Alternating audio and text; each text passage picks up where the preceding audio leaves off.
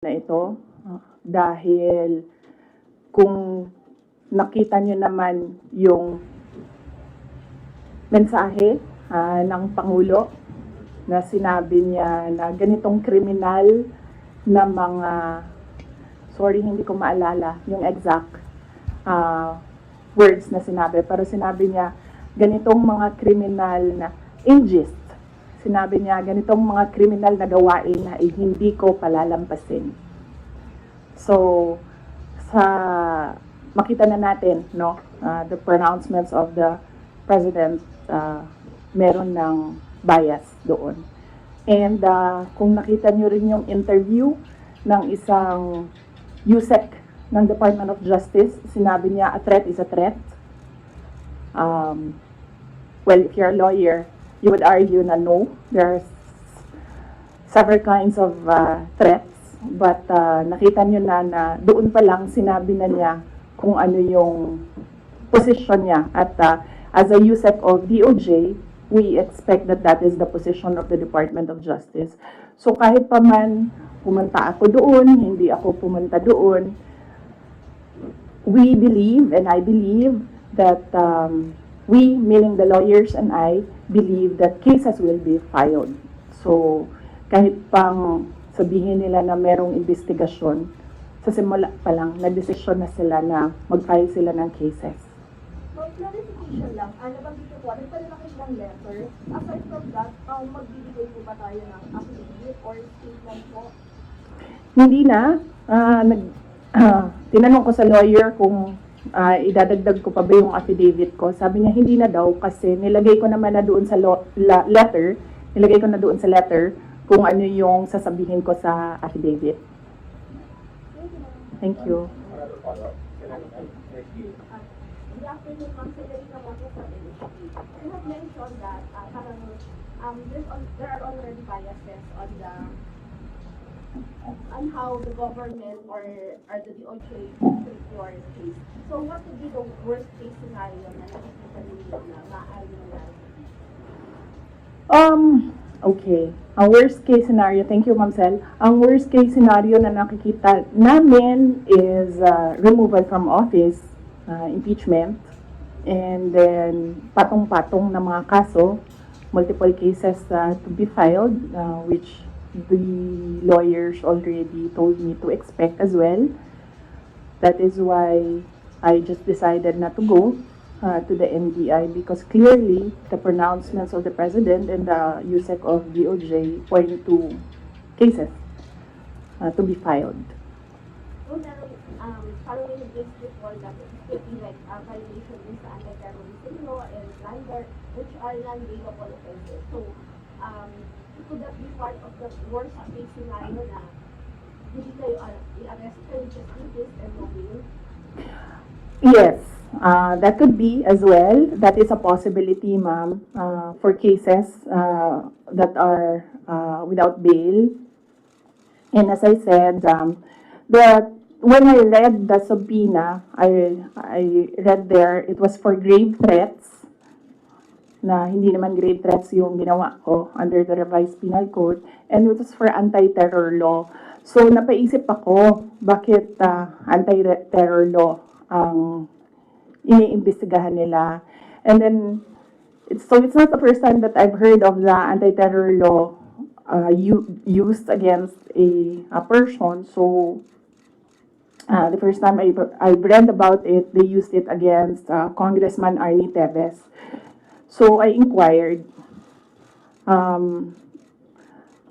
about what happened in Negros. So, I was told, yun nga, there was a red notice, there was a AMLAC, freezing of assets, money, there was, well, a warrant of arrest, yes.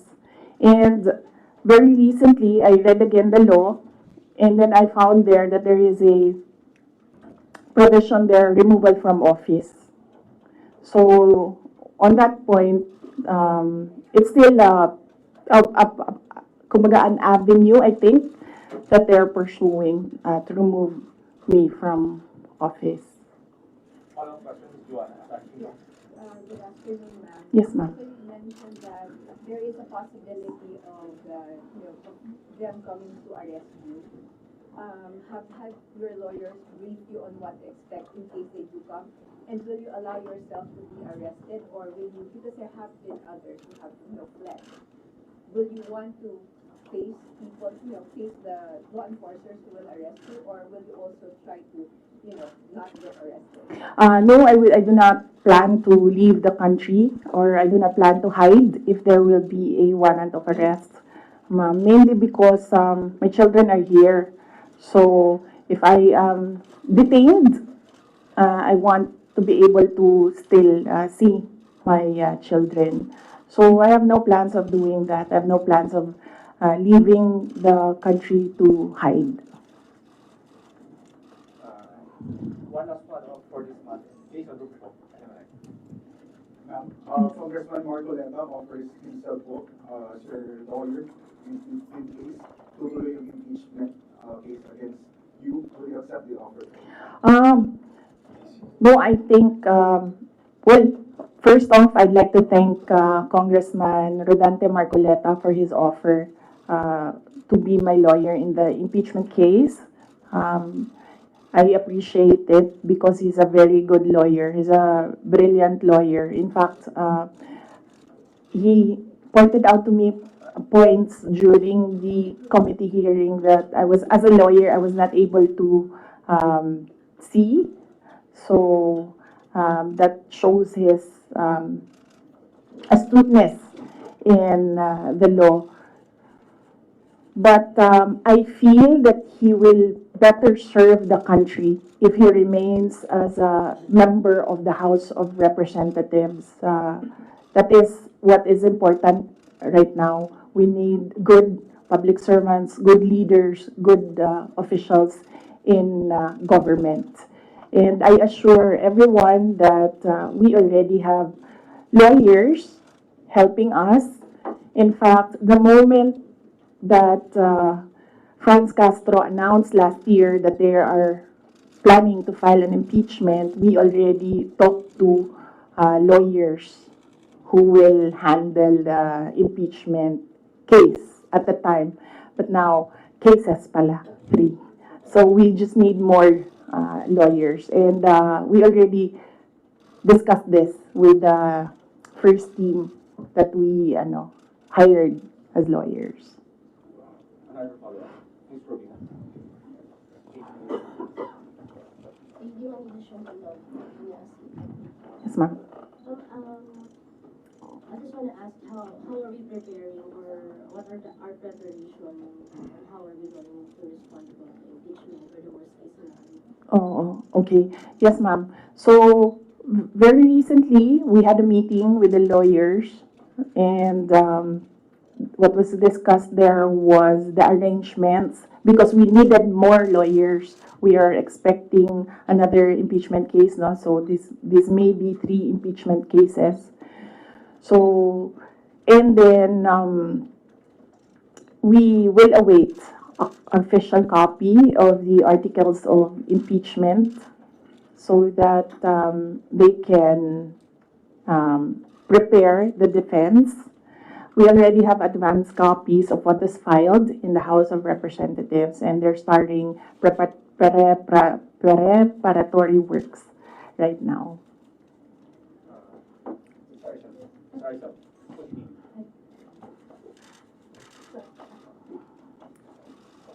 Ma'am, most of your allies and former allies have changed positions or changed, their sides. How do you feel right now?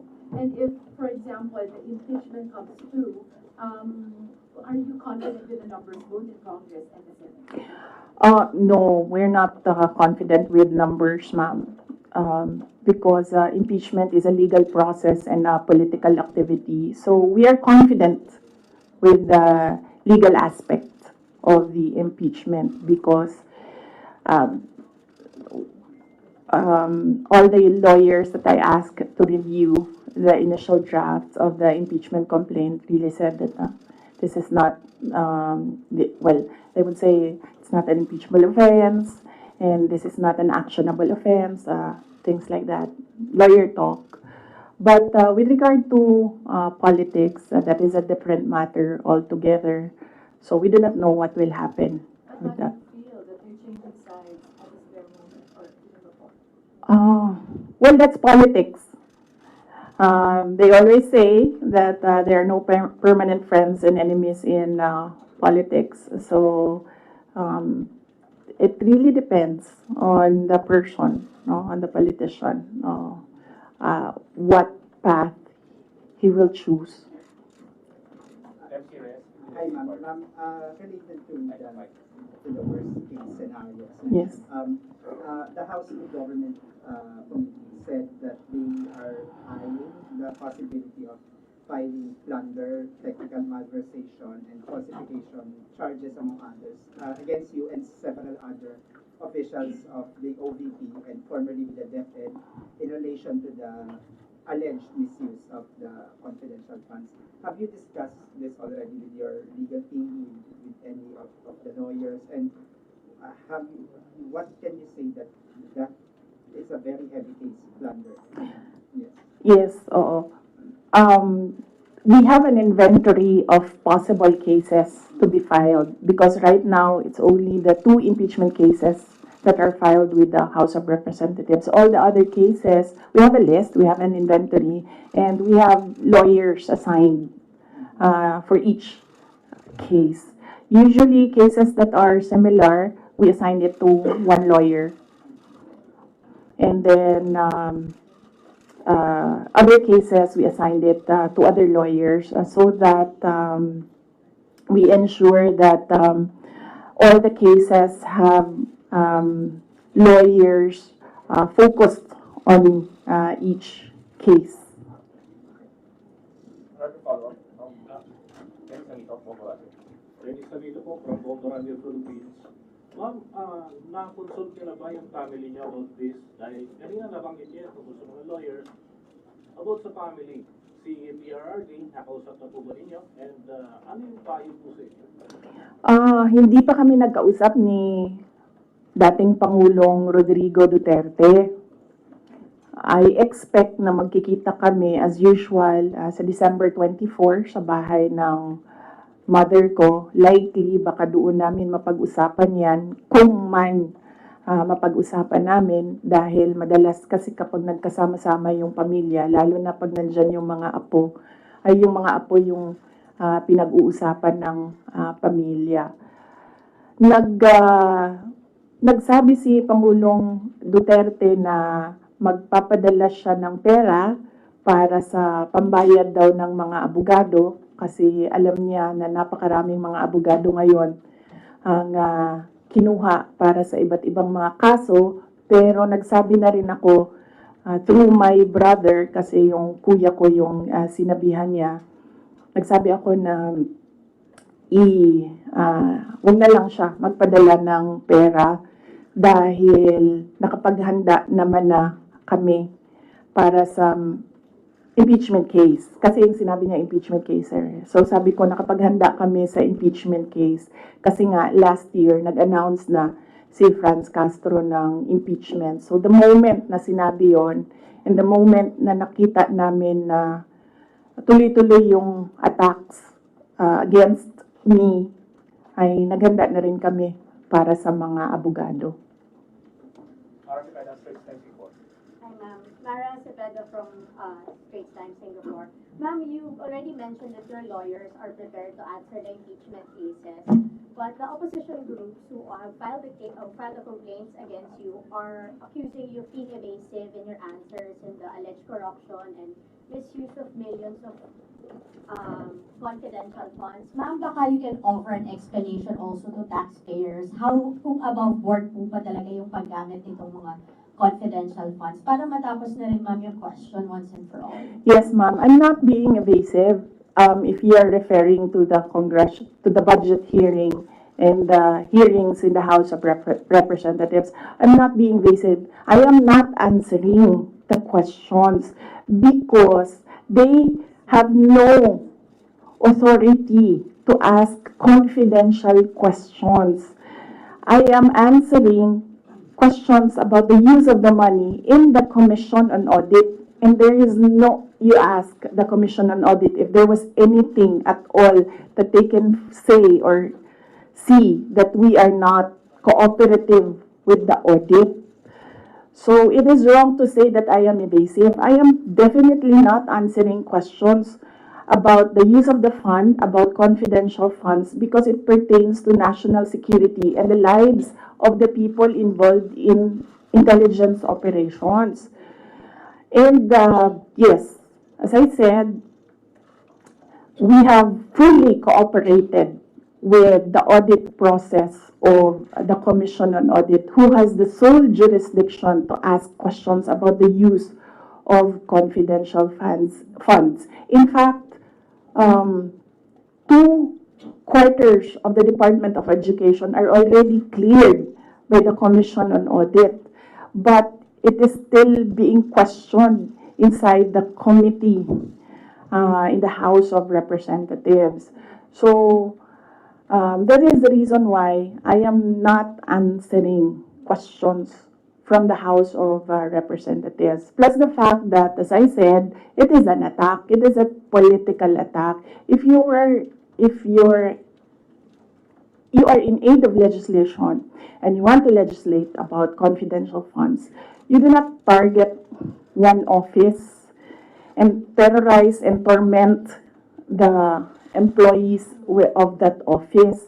What you do is you do a sampling, a random sampling of the offices who have confidential funds. Why not call the office of the president, who has billions and billions of confidential funds, if you want to legislate about confidential funds? So that shows that they're singling out the office of the vice president. And I really feel that it's very disrespectful to the office of the vice president. That is also why when they ask that I respect their process, respect begets respect. So if they want respect, they should first respect the office of the vice president. That is what I was saying, that they don't like me, they don't like my person, they don't like Inday Sara Duterte, but they have to respect the office of the vice president. So if they want to investigate confidential funds, they don't single out one office. I understand, ma'am. VP, just a follow-up. Was it yesterday or the other day, the House also alleges that over 400 names na nag-cite po acknowledgement receipts. Again, on the issue of the confidential funds, wala daw pong records at the DSA. Ma'am, you can offer an explanation because we know that this is a legal proceeding, pero pinag-uusapan po siya ngayon, ma'am, sa bahay ng bawat Pilipino. Kaya explanation if this is above board or bakit wala silang birth certificate, ma'am. No, I will not explain. I will not give an explanation because it will entail that I explain intelligence operations, which will compromise officers who do intelligence operations. It will really compromise how they work. So no explanation will be given to the members of the House of Representatives. One final follow-up for me, ma'am. Then what's your response to accusations that an office like the DepEd and the OVP have no jurisdiction naman to have these confidential funds that are spent for national security? Well, the confidential funds was the first transfer of confidential funds was from the office, from the contingent funds to the office of the vice president, and this was approved by the office of the president. The next year confidential funds was 2023. We submitted it to the Department of Budget and Management. It was approved by the Department of Budget and Management, and therefore it implies that it was approved by the Office of the President because it was included in the National Expenditure Program, the NEP. So, and then it was approved by Congress as well. The only reason why we did not use the confidential funds in the fourth quarter for both offices because I was already flagged by a friend inside the House of Representatives that they will attack you using confidential funds. So yes, it was duly approved by the Office of the President and both houses of Congress, as well as because it was included in the General Appropriations Act. So it was not, we presented it, we defended it, they approved it. We used it, and then the question on utilization is under the Commission on Audit. That is how the system works. They cannot use, or they cannot twist the system according to their personal interests. Really, all these uh, circumstances and events happening surrounding the office of the Vice President is a race to the presidential election in 2028. Unfortunately, they are attacking the office as well. So, dyan ako medyo, and the personnel of the Office of the Vice President. So, dyan ako medyo pumapalag. Wala namang problema kung atakihin ninyo ako. Kasi politiko naman talaga ako. Pero may problema ako pag inatake yung opisina at yung mga kasamahan ko dito sa opisina ng pangalawang Pangulo na nagtatrabaho lang. Next question for the Al Jazeera. Yeah, good afternoon, Madam. Good afternoon, Madam Vice President. I'm just going to pick up on Mara's line of questioning. You said, and I understand your explanation about these confidential funds haven't been approved by several layers in the government. But maybe just to go back to the basics, if you can explain to ordinary Filipinos why the Office of the Vice President needs confidential intelligence funds. Okay. Yes. For the Office of the Vice President, it's not the first time that the office was granted confidential funds. During the time of Vice President Binay, the office was already given confidential funds. The confidential funds we use in relation to our work and national security. All the projects and the programs of the Office of the Vice President target poverty alleviation. There is a direct correlation between poverty and national security. So what we do is we want to target the areas where we put our projects so that we achieve peace and order, security. So we don't want to our projects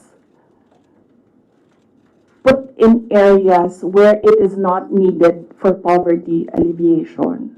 So we want to prioritize the areas. And the only way to do that is to use confidential funds to purchase information. So where are the target areas? We need that so that our projects will serve these areas. So that's why we needed the confidential funds. In the Department of Education, there is a correlation as well of the education and national security. In fact, that is one of, there is a correlation as well of education and national security. There are so many threats to education, not just insurgency, and threats to Department of Education personnel and students as well. And we wanted to target projects of the Department of Education as well in the most vulnerable areas and schools. That is why we needed confidential funds. It's all about national security.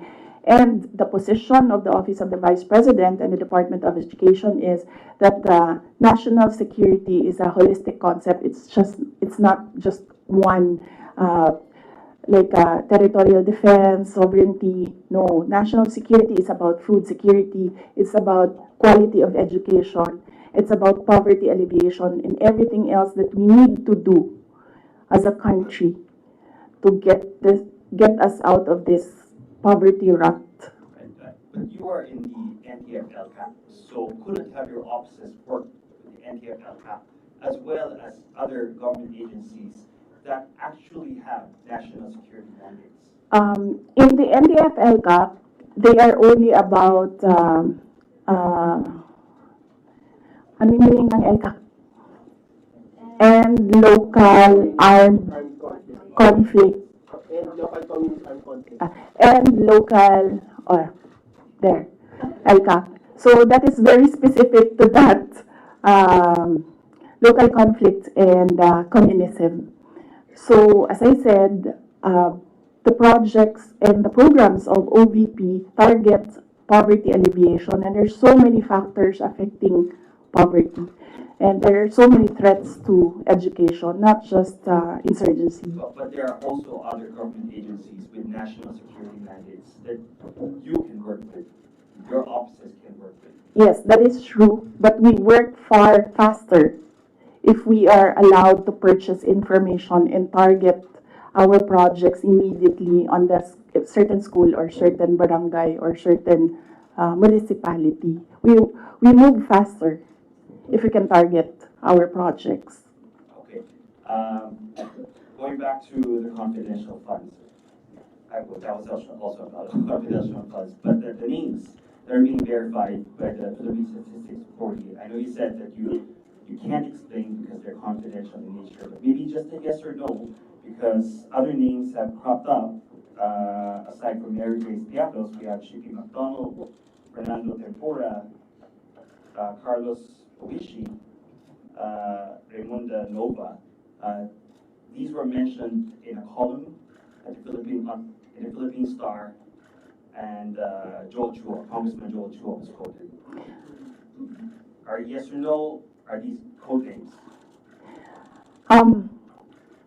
Nakalimutan ko yung sagot ko. Sandali. I cannot explain confidential funds because it will entail explaining intelligence operations. And there is a law that prohibits officials who gathered information because of their office to divulge it in public. So it's the Anti-Graft and Corrupt Practices Act. There is a specific provision of law. You cannot divulge confidential information that you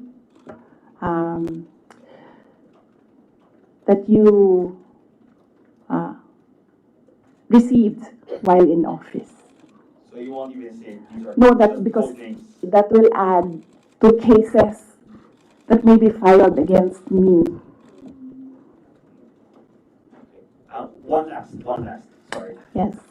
Why the choice of a letter submitted to the NBI instead of an affidavit? Wait, hold on. I can answer. I can give you a very short answer with regard to ARs. I had nothing to do with the preparation of ARs. It went down to the grassroots level. So I had nothing to do with preparations of ARs. I was up here in the structure and money went down for information. So you have no knowledge why all these names were used in the acknowledgement receipts? In the first place, we do not even know if these are ARs which came from DepEd or OVP to COA because there's a chain of evidence supposedly. In law, there's a chain of evidence, handling of evidence. So right now, nobody can really answer that because nobody knows if these ARs are true. Because we don't know if it came from us. That's what they're saying. That's what they're alleging. Yes, that's what they're ARs came saying. from the OVP submitted to COA. Yes, but there is a legal process in the custody of evidence. So right now, we really cannot say if the ARs came from us because the ARs that are with us has not been checked with the ARs that are with them. You're denying that the ARs came No, from I'm just saying that we do not even know if the ARs with us are the ARs that are with them because the ARs from the field going to the office, going to COA, that's not how you do legal work. It's not how you do legal work. There's a very stringent process in evidence. That is why even if there is no law prohibiting a person from divulging confidential information, person cannot answer that because we do not know if that paper that they're holding was the paper that came from the OVP and DepEd. Because there was no marking of exhibits. That was what I was telling Congressman Chua. You cannot ask the OVP personnel to say yes or no to an exhibit that was not marked as real and true, as correct, and as a faithful reproduction of the evidence of the office. So would your officers then be willing to certify? No, because there is no question about that from the Commission on Audit. It's only a congressman saying that this paper and asking what is this paper about. There is no case. And that is to ask that about the paper is the sole jurisdiction of the Commission on Audit. Okay. So then if the Commission on Audit asks, That is what I was saying. We have been fully cooperative with the Commission on Audit. Everything that they asked for, we submitted. That is why there was a partial disallowance only. And even then, we are not yet finished with the process because we can still submit documents that are required by the Commission on Audit. That is the problem right now. As I said, they are doing work that they are not that is not under the mandate of the House of Representatives. They cannot audit. They cannot question at all. They cannot make me answer and say that we represent the taxpayers and you have to answer. No, I will only answer to the Commission on Audit because that is the body who can ask us questions about the fund use. Next question. Catholic Amy Rivera. Good afternoon, ma'am. Ma'am, on the issue of your budget not being reinstated or restored, your reaction first on the decision of the bicameral conference committee? Well, we do not expect anything about the budget of the Office of the Vice President anymore. As I said,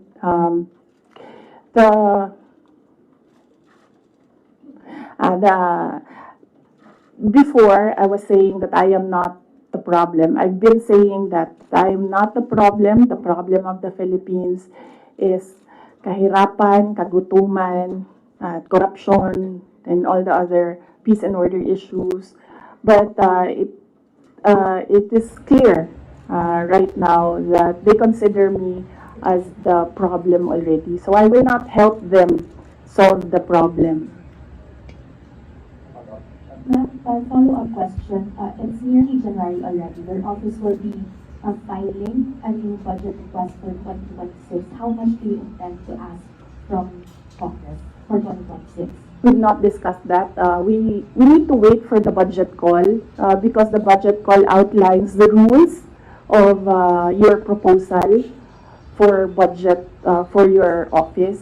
So we need to read the budget call before we can sit down and discuss a budget proposal for the Office of the Vice President.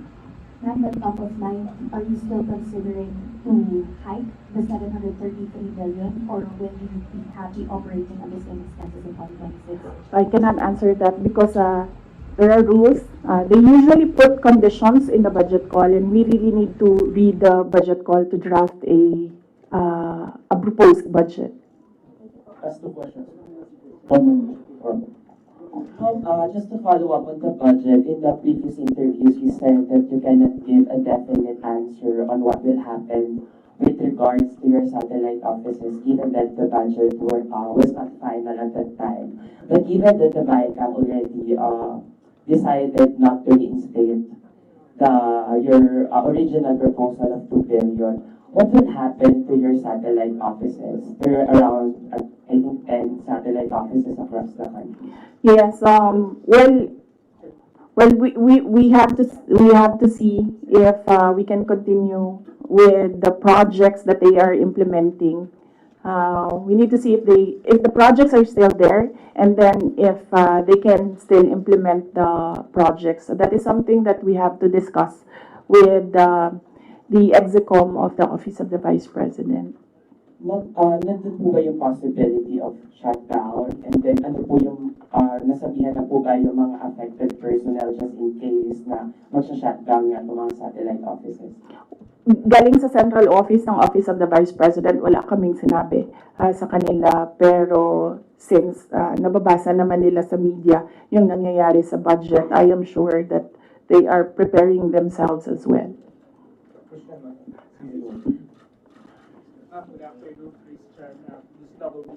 Ma'am, it was mentioned before na po-pull out yung security nyo at papalitan. Meron na po bang update dito? Tsaka sumulat po ba kayo sa AFP regarding this? Yes, wala pang update doon sa pull out and replacement. Nag-aantay kami sa Armed Forces of the Philippines kung kailan nila gagawin yon. Yes, nagpadala ako ng letter sa Chief of Staff ng Armed Forces of the Philippines. Meron lang akong mga nilatag doon na mga requests. Pinakauna doon is hindi na kami tatanggap, hindi na ako tatanggap ng replacements. So kung magtanggal sila, hindi na nila i-replace. Iwan na lang nila kung ano yung maiwan. And kung wala mang maiwan dahil tatanggalin nila lahat, I already said that I will seek security arrangements outside of the Armed Forces of the Philippines already. Parang private na, mag-outsource na kayo. I mean, kasi normally naman, di ba, pag Vice President, may naka-designate dyan from the AFP, from the PNP. So, dahil nga, yun nga, may pull out. And so, ang plano nyo para mag-outsource pa lang kayo from... Yes, we are exploring private security services. Yes. So, my husband, ma'am. Huh? Would that be construed as a private? No, because there are professional security services. So that's not considered as a private army. And I do not know if these individuals are allowed to bring guns. So that makes them less of an army, ma'am, kung wala silang baril. Hindi ko alam yung sa professional security services. But that is one option that we are preparing for in case there is a pull out of the entire security detail from the Armed Forces of the Philippines. Initially, I asked my husband, and then he said that he'll make arrangements. Out of pocket, ma'am. How much are you estimating for that? Well, wala pa kaming we have not requested for proposals yet from service providers. We have not requested a proposal yet. So, but